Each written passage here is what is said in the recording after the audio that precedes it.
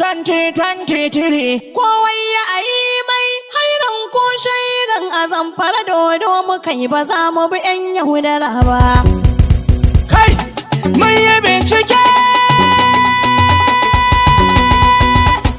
Akwai munafukan gwamnati. Gwamna gashi mun hallara mun taho mu shaida maka. Gwamna sai ya ka Ankara. Ga kanan ga sunan nuhin su kai su cuta maka. Akwai munafukan gwamnati. Sun mace rabbana ya yi maka ɗaukaka ya ƙara maka. Gwamna sai ya ka Ankara. Don ubansu duk su duka ba abin da za su yi maka. Akwai munafukan gwamnati. Akwai gidan su ne ka kwance cikin gidan su hattara. Gwamna sai ya ka Ankara. Macijiyar soshiya tana hawa ta yau gangara. Akwai munafukan gwamnati. Gwamna ya yi masu gata ba su taimakon mai bara. Gwamna sai ya ka Ankara. Wasu sun yi basaja sun shiga ta 'yan gambara. Akwai munafukan gwamnati. Munafukan kamar yanzu da 'yan ƙanana don mun sani. Gwamna sai ya ka Ankara. Akwai guda yana nan gurin shi da ya ture gini. Akwai munafukan gwamnati. Tsaye-tsaye ya kai shi zai hita ya ɗauro zani. Gwamna sai ya ka